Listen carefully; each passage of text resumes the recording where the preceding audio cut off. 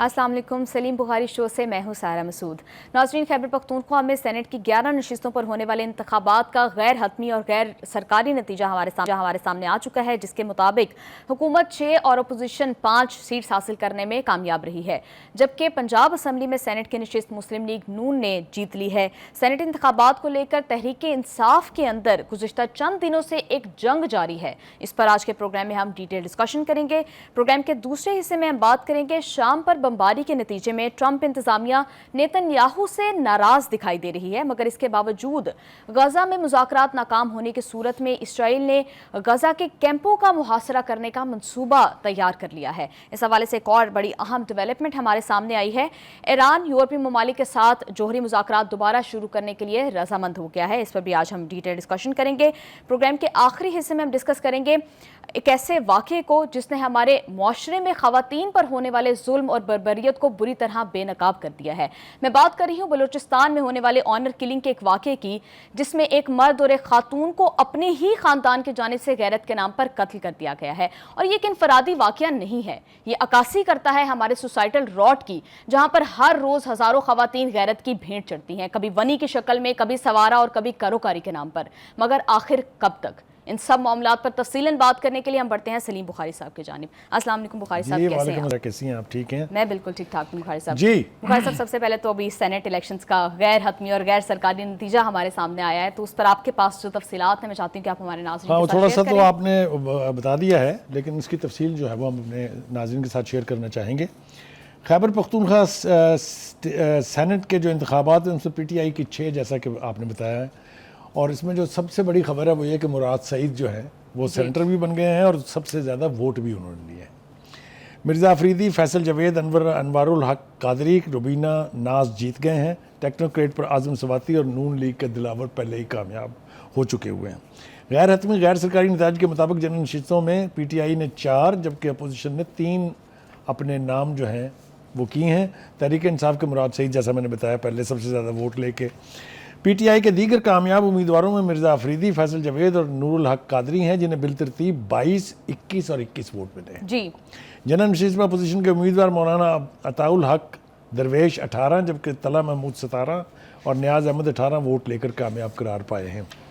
Technocrat की seat पर PTI के आज़म सवाती और नवाज लीग के दिलावर कामयाब करार पाए और दोनों ने बिलतरतीब 89 और 54 वोट्स हासिल किए। तो ये तो गैर हतमी नतीजा था इस वक्त इलेक्शन का। ओवरऑल अगर मैं आपको बताऊं तो 11 नशिस्तों पर कुल 25 उम्मीदवार थे। इलेक्शन कमीशन की फहरिस्त के मुताबिक 11 नशिस्तों के लिए 25 उम्मीदवार, जिनमें 7 जनरल सीटों के लिए और 16 जो हैं वो टेक्नोक्रेट की 2 नशिस्तों के लिए और 5 और ख़वातीन को 2 नशिस्तों के लिए 4 उम्मीदवार मैदान में थे। ये तो हो गया इसका ब्रेकअप और इसका नतीजा, जो होपफुली के इलेक्शन कमीशन भी इसको कंफर्म कर देगा। लेकिन हम अपने नाज़रीन के साथ शेयर करना चाहते हैं कि ये सिस्टम है क्या, जी ये सेनेट क्या है, इसका इंतखाब होता कैसे है। पहली बात तो ये कि सेनेट एक मुस्तकिल अदारा है, चाहे फौजी इनकलाब आ जाए, चाहे जो मर्जी आ जाए, कि ये अदारा कायम रहता है। दूसरी बात यह है कि इसके ऊपर शुरू में जो सेनेटर की तकसीम होती थी वो सूबों की आबादी के बुनियाद पर थी जी, लेकिन उसको समझा गया कि वो अनफेयर है, क्योंकि मिसाल के तौर पे पंजाब की कौमी असम्बली में 183 अरकान है MNAs और बलूचिस्तान की कौमी असम्बली में सिर्फ 17 हैं। तो आप मुझे बताएं कैसे इक्वेशन बनेगी? इसका मतलब जो लार्जेस्ट सूबा है वो सबसे ज़्यादा सेंटर्स बन जाएंगे। लेकिन ये 1971 में जब ईस्ट पाकिस्तान का डिबैकल हुआ तो फिर ये सोचा गया कि कोई ना कोई इंस्टीट्यूशन ऐसा होना चाहिए जहाँ सूबों को बराबरी की बुनियाद पर नुमाइंदगी हासिल हो। लिहाजा 1973 के कॉन्स्टिट्यूशन में पहली बार सेनेट के क़याम का फैसला हुआ। ठीक है जी, पहले इलेक्शन में तमाम सीटों पर इंतखाब हुआ और फिर उसके बाद हर 3 साल के बाद इंतखाब होता है आधे सेनेटर्स का जी। ठीक है जी। अब ज़रा थोड़ा सा ब्रेकअप भी हम बता दें साथ ही अपने नाज़रीन को कि पंजाब में कुल 23 सेनेटर की सीटें हैं। इसमें 14 जनरल हैं, 4 ख़वातीन की हैं, 4 टेक्नोक्रेट की हैं, 1 नॉन मुस्लिम की भी है। ठीक है जी, यही तरतीब तकरीबन चारों सूबों में है। उसके बाद जो फेडरल कैपिटल एरिया है उसके लिए 2 सीटें हैं जनरल, 1 है ख़वातीन की और 1 टेक्नोक्रेट के लिए, 4 टोटल सीटें हैं। इसी तरह पहले फाटा की 8 सीटें होती थी जी, और 8 की 8 जनरल सीटें होती थी। अब ये सुन रहे हैं हम कि वो सीटें सूबों में तकसीम कर दी जाएंगी। تو یوں یہ 104 ممبر کی میں نے آپ کو تفصیل بتا دی ہے. انٹرسٹنگلی 1973 میں جب یہ تشکیل پائی تھی سینٹ تو اس کے ارکان کی تعداد تھی 45. 1977 میں یہ ہو گئی 63, 1985 میں ہو گئی 87, 2000 میں ہو گئی 100 اور 2015 میں ہو گئی 104. جی تو یہ تو ہے اس کا بریک اپ. اب ذرا بات کر لیتے ہیں کہ یہ اس کا الیکشن ہوتا کیسے ہے. جی میرے خیال سے اس کو آسان طریقے سے کوشش کرتے ہیں ہم اپنے ناظرین کو سمجھانے کی. یہ بالکل ایسا ہی ہے کہ جیسے ایک کلاس ہے, اس کے 40 اسٹوڈنٹس ہیں اور ان میں سے 4 نے منتخب ہونا ہے ایک کمیٹی کے لیے. جی تو اس کا طریقہ کار یہ ہے کہ 40 کو 4 پر ضرب دے دی جائے گی, ٹھیک ہے. اب تقسیم کر دیا جائے گا, سوری, تو تعداد نکلے گی 10. لہٰذا ہر ووٹر کو کامیاب ہونے کے لیے 10 ووٹ چاہیے ہر کینڈیڈیٹ کو. جی ٹھیک ہے جی. تو یہ 10 کا فگر سامنے آ گیا آپ کے. یعنی ان چاروں اسٹوڈنٹ کو کامیابی کے لیے کم از کم 10 ووٹ درکار ہوں گے اور اس 10 کے عدد کو ہم کہتے ہیں گولڈن فگر. جی یعنی جو منیمم ووٹ آپ کو چاہیے ہر صورت میں, that is called the golden figure. ٹھیک ہے جی. کلاس کی یہ ووٹنگ ایسے بیلٹ پیپر پر ہوگی جس میں امیدواروں کے نام ترتیب سے لکھے ہوتے ہیں 1 2 3 4. اور اس کی کیا وجہ ہے؟ جو کہ یہ ظاہر ہے یہ امیدوار ہیں تو 4 ہیں لیکن اس سے زیادہ بھی ہو سکتے ہیں. یعنی جس طرح آج ہم نے بتایا کہ امیدوار تو 25 تھے. ٹھیک ہے جی. اچھا جی, فرض کریں اسٹوڈنٹ اے کو 20 ووٹ ملے, بی کو 6, سی کو 7, ڈی کو 5 اور ای کو 2 ووٹ ملے سپوزڈلی اس 40 میں سے. ٹھیک ہے جی. اب ووٹ تو 10 درکار ہیں جیتنے کے لیے, تو اس کے ایک کینڈیڈیٹ کو اگر 20 ووٹ ملے ہیں تو اس کے 10 ووٹ جو ہیں وہ باقیوں میں تقسیم ہو جائیں گے ترجیح کی بنیاد پر. ٹھیک ہے جی. جیسے 6 اسٹوڈنٹ نے اسٹوڈنٹ بی کو دوسری ترجیح پر رکھا تھا تو 10 میں سے 6 ووٹ اس کو مل جائیں گے اور اسی کے مطابق اس کے کل ووٹ جو ہے وہ 12 ہو جائیں گے. اسی طرح اسٹوڈنٹ سی کو 3 لوگوں نے تیسری ترجیح پر رکھا تھا تو اسے 3 ووٹ مل جائیں گے جی اور اس کے ووٹس 10 ہو جائیں گے اور وہ بھی منتخب ہو جائے گا. اسی طرح ڈی کو ایک اسٹوڈنٹ نے دوسری ترجیح پر رکھا تو 1 ووٹ ڈی کو مل جائے گا. اسی طرح اسٹوڈنٹ بی کے کیونکہ 12 ووٹ ہو گئے, اس کے اضافی 2 ووٹ تیسری ترجیح کے اسٹوڈنٹ کو مل جائیں گے جسے پہلے 2 ووٹ ملے تھے صرف. جی تو یہ ایک طریقہ, کمپلیکس طریقہ ہے, لیکن اس کا فارمولہ جو ہے وہ چونکہ ارکان کی تعداد کے اوپر منحصر ہوتا ہے اس لیے یہ ویری کرتا ہے. اگر 4 لوگ گولڈن فگر حاصل نہ کر سکیں تو جس کے نمبر باقیوں سے زیادہ ہوں گے وہ منتخب ہو جائے گا. تو یہ تو طریقہ کار ہے جناب اس کے انتخاب کا. یہ ہمارا خیال تھا کہ چونکہ اس کے بارے میں بڑے سوال اٹھتے ہیں جی تو یہ ہم اپنے ناظرین کو سمجھا پائیں. پروگرام میں یہاں شامل کرتے ہیں ایک بریک. اسٹے ود اس.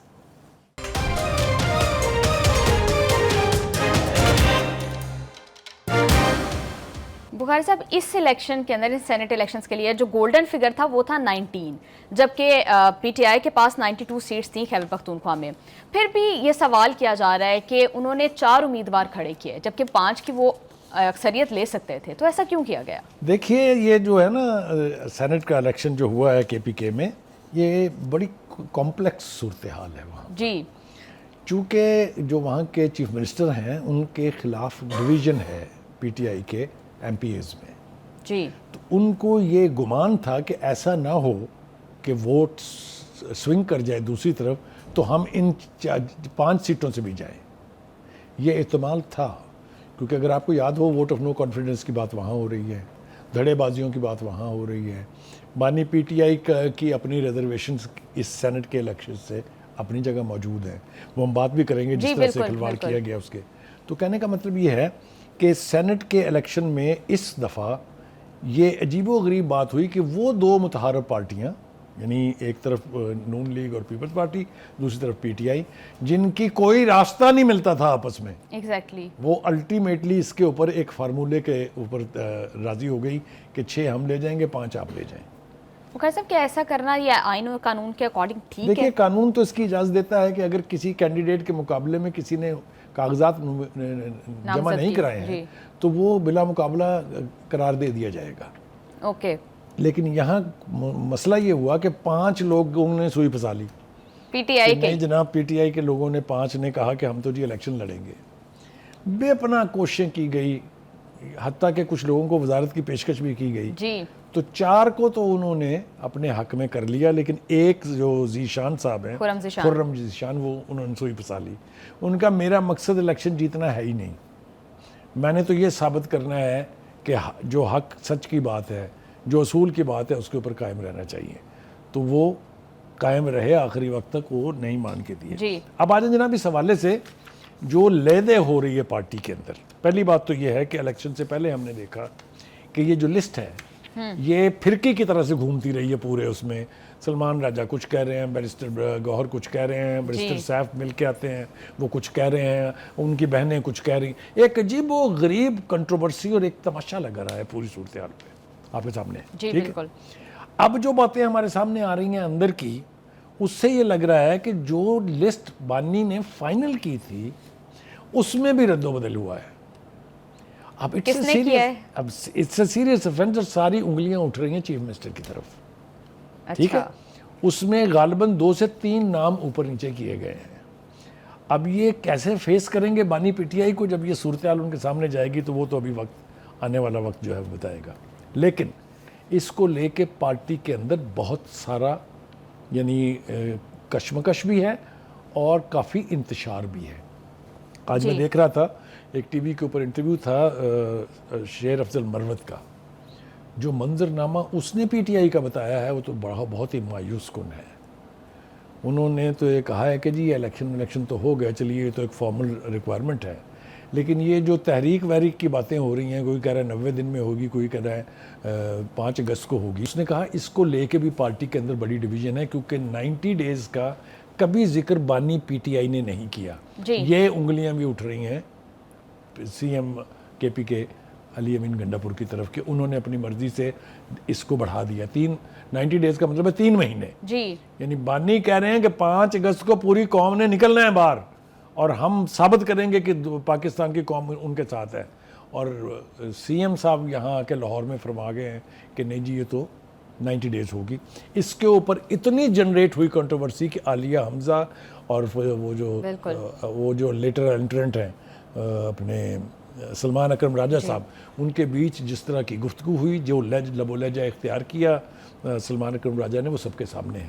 عالیہ حمزہ کا پریمیسز یہ تھا کہ میں پنجاب کی پریزیڈنٹ ہوں، میں یہاں کی چیف آرگنائزر ہوں، میرے علم کے بغیر کیسے یہاں لوگ آ سکتے ہیں اور کیسے یہ 90 دن کی درفنتنی چھوڑی جاتی ہے. انہوں نے تو بعد میں کہا بھی کہ 5 اگست کی ڈیٹ ہے ہمارے لیے. میرا خیال یہ ہے کہ بانی کی طرف سے میسج ملا ہے اسٹرانگ ان کو، کیونکہ آج سلمان اکرم راجہ صاحب یو ٹرن لیے ہوئے تھے. وہ ہماری باجی ہیں، وہ تو بہن ہیں چھوٹی، اور یہ ہے اور یہ کہ ان کے ساتھ ہم بیٹھ کے بات کریں گے.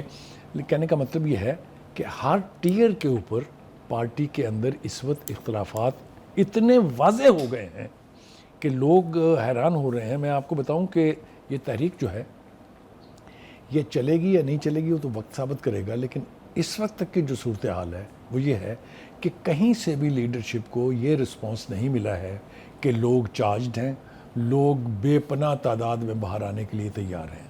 تو بخاری صاحب پھر پارٹی کی جانب سے بانی کو یہ کیوں کمیونیکیٹ نہیں کیا جا رہا کہ لوگ تیار نہیں ہیں ابھی نکلنے کے لیے، پاپولر سپورٹ نہیں ہے؟ بانی کے سامنے اس طرح کا جملہ کہنے کی سکت ہی نہیں ہے کسی میں، بلکہ الٹ ہے کہ یہ جا کے ان کو تاثر یہ دیتے ہیں کہ بہت قوم ساری باہر کھڑی ہے، اڈیالہ جیل کے باہر کٹھی ہے پوری قوم. جی لیکن آپ نے دیکھا کہ 4-5 مرتبہ وہ پذیرائی نہیں ملی جو کیمپین کرنے کی کوشش کی گئی. اس کی 2-3 وجوہات ہیں. ایک تو یہ ہے کہ جو ورکر ہیں وہ کسی لیڈر کی نہیں سنتے ہیں، وہ صرف بانی کی بات کو سنتے اور اس کو مانتے ہیں. بانی کے ساتھ کمیونیکیشن چونکہ لمیٹڈ ہے، اور لوگوں نے بانی کا نام استعمال کر کے ایسی درفنتریاں چھوڑی ہیں کہ اب براہ راست کسی کے منہ سے آپ بانی کا میسج سننے پر آمادہ نہیں ہے. بہنیں کچھ اور طریقے سے انٹرپریٹ کرتی ہیں، جو لیڈر ہیں پارٹی کے وہ کچھ اور طریقے سے انٹرپریٹ کرتے ہیں، جو وکلا ہیں ان کی انٹرپریٹیشن بالکل مختلف ہے. بخاری صاحب چلے پارٹی کی عادت تو نہیں ہوگی بانی کے ساتھ سنسیئر، لیکن کیا بہنیں بھی تو ملاقات کرتی ہیں، وہ بھی سنسیئر نہیں ہیں؟ وہ کیا بانی کو نہیں بتاتی؟ دیکھیے ان کے بارے میں پارٹی کے اندر یہ تاثر ہے کہ وہ پارٹی پر قبضہ کرنا چاہتی ہیں. وہ یہ جو قبضے والی بات ہے نا، اس میں ایک تکلیف دہ حقیقت یہ بھی ہے کہ کوئی آدمی سنجیدگی سے بانی کی رہائی کے لیے کوشش کرنے کی بجائے اپنی دکانداری چمکانے پر لگے ہوئے ہیں. بے پناہ مثالیں اس کی دی جا سکتی ہیں.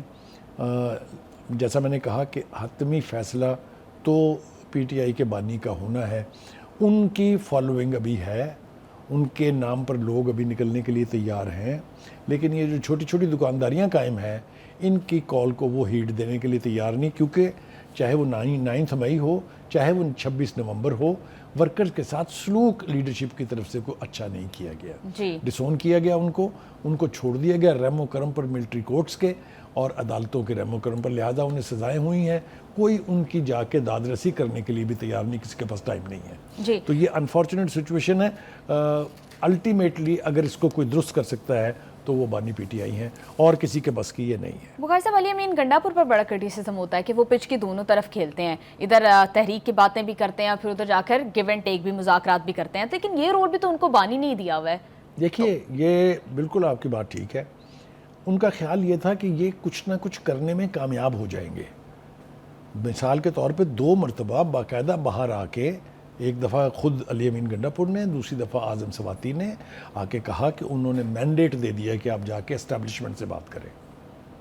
پھر ایک دفعہ یہ بھی ہوا کہ انہوں نے پارٹی کی لیڈرشپ کو، جس میں بیرسٹر سیف اور بیرسٹر گوہر دونوں شامل تھے، انہوں نے کہا کہ آپ پولیٹیکل گورنمنٹ سے جا کے بات کریں۔ کہنا چاہیے یہ کہ اس میں اشیر بات تو حاصل تھی بانی پی ٹی آئی کی، لیکن بانی پی ٹی آئی چونکہ یو ٹرن کے ماسٹر ہیں، اس لیے ہر دفعہ انہوں نے دیکھا ہے کہ انہوں نے اپنا سٹانس جو ہے وہ تبدیل کیا ہے۔ بخاری صاحب، ابھی ایک دفعہ ہم نے دیکھا کہ ایک دنگل جو ادھر خیبر پختونخوا اسمبلی میں شروع ہوا سینٹ الیکشن سے پہلے، جو ہیں لوگ جن ریزرو سیٹس کے اوپر انہوں نے اوتھ لینی تھی وہ نہیں ہو سکی، اس کو اب کے پی کے وزیر سی ایم نے جو ہے وہ چیلنج کر دیا ہے۔ تو اس ساری سچویشن میں کیا فائدہ ہوگا؟ کیا تحریک انصاف کو یہ ساری چیزیں جو ہیں وہ فائدہ دے گی یا مزید کمزور کریں گے؟ دیکھیے، اب چونکہ سینٹ کا الیکشن ہو چکا ہے، اس کو انڈو کرنا آسان نہیں ہوگا۔ دوسری بات یہ ہے کہ گورنر کو اوتھ لینے کا اختیار جو ہے وہ chief justice of Peshawar high court نے دیا ہے، اور یہ آئین کے عین مطابق ہے۔ ٹھیک، اگر آپ اس کو کسی بھی وجہ سے چیلنج کر رہے ہیں تو میرا نہیں خیال کہ یہ کوئی انکانسٹیٹیوشنل تھا، کیونکہ الیکشن کمیشن نے اور سپریم کورٹ نے حتمی طور پر یہ ریزرو سیٹیں ان پارٹیوں کو دے دی ہیں، اور اس کا اوتھ روکنا جو ہے وہ آئین کی خلاف ورزی ہے۔ لیکن بخاری صاحب، تحریک انصاف کی جانب سے تو یہ کہا جا رہا ہے کہ اوتھ روکا نہیں ہے، صرف ملتوی کیا تھا۔ آپ مجھے یہ بتائیے کہ حکومت اگر اپنے اجلاس میں اپنے بندے بھی پورے نہیں کر سکتی اور کورم کو بہانہ کر کے اس کو ملتوی کر دیتی ہے تو اس کو کیا سمجھا جائے؟ یعنی پی ٹی آئی کے لوگوں نے باقاعدہ اجلاس کا بائیکاٹ کیا ہے، آلموسٹ کوئی شخص وہاں آیا ہی نہیں ہے۔ تو جس طریقے سے ہریڈلی اسپیکر نے تلاوت بھی پوری نہیں ہونے دی اور اجلاس کو ملتوی کر دیا، وہ بھی تو قانون اور آئین کے مطابق نہیں ہے۔ کہنے کا مطلب یہ ہے کہ اگر الیکشن کمیشن، سپریم کورٹ کہے کہ یہ لیگلی الیکٹڈ لوگ ہیں اب، تو ان کے اوتھ کو روکا جانا صرف اس لیے کہ وہ سینٹ کے الیکشن میں ووٹ نہ دے سکیں، یہ میرے خیال سے آئین کے ساتھ انحراف کے مترادف۔ جی بخاری صاحب، آپ بالکل ٹھیک کہہ رہے ہیں۔ پروگرام میں یہاں شامل کرتے ہیں ایک بریک سے واپس آ کر ہم بات کریں گے مشرق وسطیٰ کے حوالے سے، ہمارے ساتھ رہیے گا۔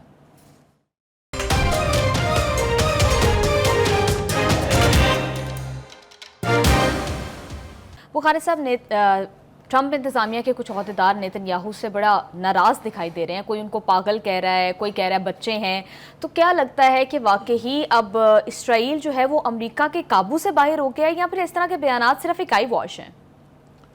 دیکھیں، جو واضح طور پر صورتحال ہمارے سامنے وہ تو یہ ہے کہ امریکہ اور ٹرمپ نے جس طریقے سے آشیرواد دی نیتن یاہو کو، تو وہ آپے سے باہر ہوتے دکھائی دے رہے ہیں، اس میں کوئی دو رائے نہیں ہے۔ انہوں نے شام پر چڑھائی کر کے امریکہ کی وہ تمام کوششیں جو وہ وہاں پر جنگ بندی کے لیے یا ادروائز اس کی اسٹیبلٹی کے لیے کر رہے تھے، ان کو تو سبٹیج کر دیا ہے۔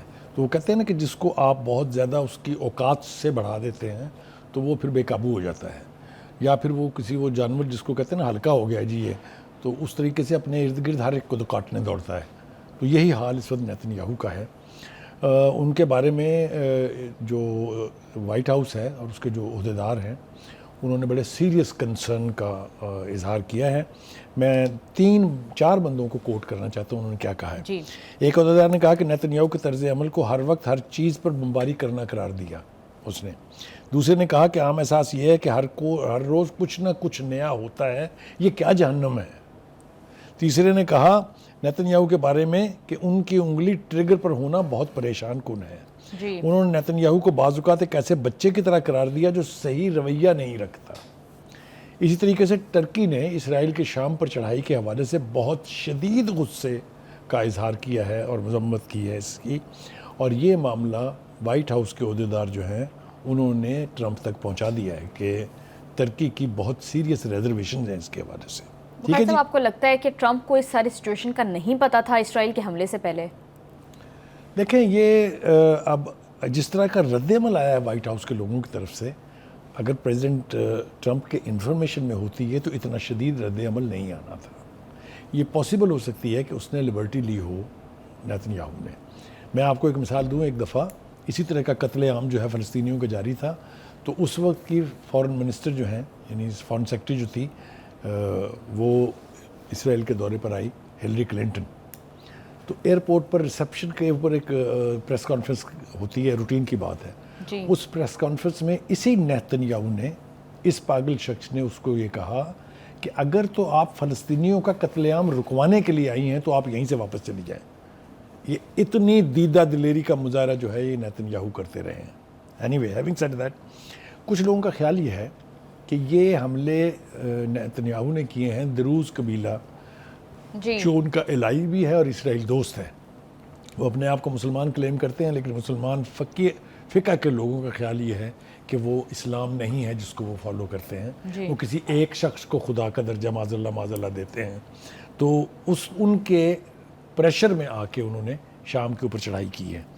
دوسری بات یہ ہے کہ یہ بھی سوچا جا رہا ہے وائٹ ہاؤس میں کہ یہ جو حملہ ہے in the long run Netanyahu کے لیے تباہی کا باعث بن سکتا ہے. مخیر صاحب, یہ بھی کہا جا رہا ہے کہ وہ اپنے سیاسی ایجنڈے کو پروموٹ کرنے کے لیے اس طرح کے حملے کر رہے ہیں. دیکھیے اس کو بچنا ہے عدالتوں کے جو فیصلے ہیں ان سے.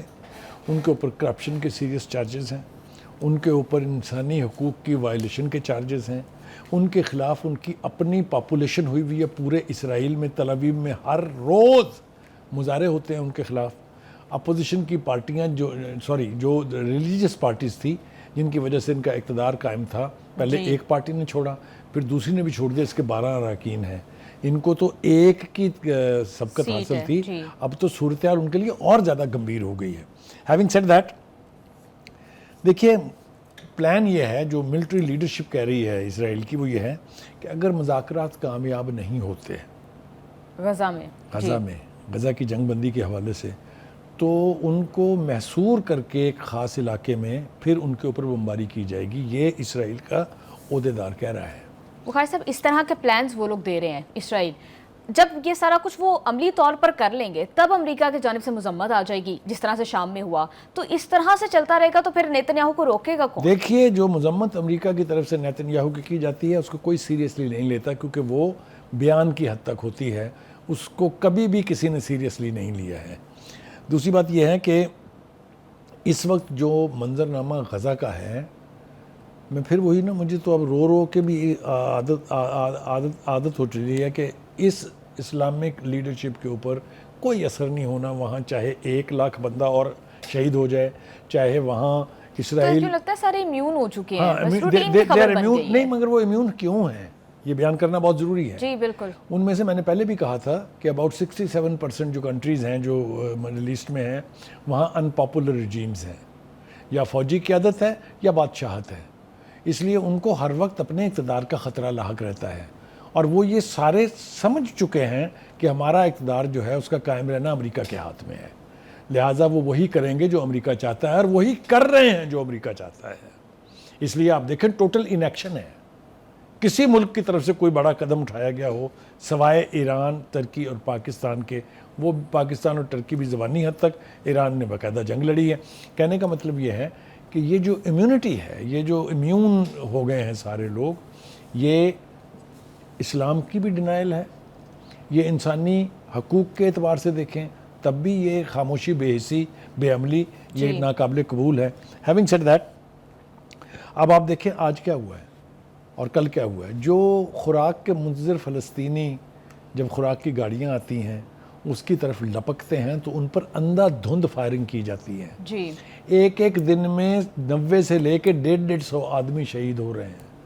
آپ دیکھیے پہلی دفعہ ہم سن رہے ہیں کہ خوراک کو بھی جنگی ہتھیار بنایا گیا ہے. جی بخاری صاحب، غزہ کا رونا تم جتنا بھی رولیں کم ہے. بخاری صاحب، ایران اب یورپی ممالک کے ساتھ جو ہے وہ بات چیت اور جوہری مذاکرات شروع کرنے کے لیے رضامند ہو گیا ہے، اس کو آپ کس طرح سے دیکھیں؟ میں ایران کی طرف آؤں گا. ایک آخری بات جو کہنی رہے گی وہ یہ ہے کہ غزہ کی 20 لاکھ کی آبادی جو ہے وہ اب غزہ کے 12% علاقے میں محصور کر دی گئی ہے.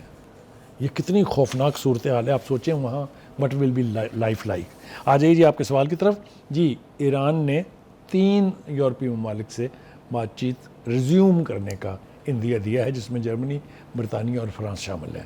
جی، یہ تینوں ملک ان 5+1 کنٹری کے جو مذاکرات ہو رہے تھے پہلے، جو امریکہ کے نکل جانے کی وجہ سے پھر تعطل کا شکار ہوئے، یہ اس کے 3 اہم ارکان ہیں. اور یورپی یونین نے اب ان کو ایک طرح سے حق کے نمائندگی دیا ہوا ہے. جی، تو اگر یہ مذاکرات کامیاب ہو جاتے ہیں تو پھر کسی نہ کسی معاہدے کی توقع کی جا سکتی ہے. لیکن ایران نے بڑے واضح طور پر یہ کہہ دیا ہے کہ ہم اپنے جوہری پروگرام کے اوپر کوئی سمجھوتا نہیں کریں گے. جی، یہ ہمارا حق ہے اور یہ جاری رہے گا. جی بخاری صاحب، لیکن ایران تو بات چیت کے لیے اس لیے رضامند ہوا ہے نا تاکہ یو این کی جانب سے اس پہ سینکشنز نہ لگائی جائیں، جبکہ یہ تینوں ممالک تو یہی چاہتے ہیں کہ 2015 کے معاہدے کے اکارڈنگ جو یو این نے سینکشنز لگائی تھی ان کو ری انفورس کر دیں ایران کے اوپر. دیکھیے، گزارش یہ ہے کہ اگر تو سینکشنز لگنی ہیں، چاہے وہ یونائٹڈ نیشن کی طرف سے ہیں، چاہے وہ یورپی یونین کی طرف سے ہیں، تو پھر کسی معاہدے کی توقع تو نہیں رکھنی چاہیے نا. پھر تو مطلب یہ ہے کہ آپ کی نیت ہی نہیں ہے کہ سمجھوتا ہو. لیکن جو کچھ اسرائیل کے ساتھ ہو چکا ہے اور جس کا مزید ہونے کا امکان ہے، ایران کے ساتھ اب پنگا کیا اسرائیل نے اگر، تو ایک نیا چیپٹر ایڈ ہو جائے گا جنگی تاریخ کے اندر. تو اس کے حوالے سے میرے خیال سے کچھ نہ کچھ پریشر یورپی یونین کے اوپر بھی ہے، اس کے رکن ممالک کے اوپر بھی ہے، برطانیہ کے اوپر بھی. آپ دیکھ نہیں رہے ان شہروں کے اندر، ان ملکوں کے شہروں کے اندر فلسطین کے حق میں کیا کیا ہو رہا ہے. جی، جس طرح سے پروٹیسٹ ہو رہے ہیں. وہ بھی اللہ واسطے نہیں آئے ہیں مذاکرات کرنے کے لیے، ان کے انٹرنل پریشرز بہت زیادہ ہیں. جی بخاری صاحب، آپ you are absolutely right. Programme میں یہاں شامل کرتے ہیں ایک بریک. اسٹے ود اس.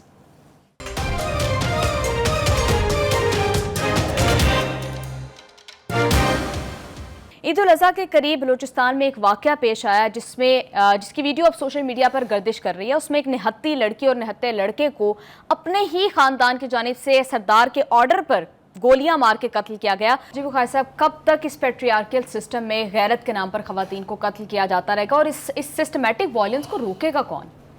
دیکھیے، اس کو تو اب تک رک جانا چاہیے. ایک ایسا ملک جو ایک آئین کے تحت چل رہا ہے، جہاں پر منتخب نمائندوں کے باقاعدہ نیشنل اسمبلی ہے، پروونشل اسمبلیز ہیں، سینٹ ہے، وہاں تو قانون ایسا بن جانا چاہیے کہ اس کی گنجائش نہ رہے. قانون تو موجود ہے لیکن وہ اس کو افیکٹولی روکنے میں ناکام ہے، کیونکہ بہت ساری گنجائش اس میں دی گئی ہے.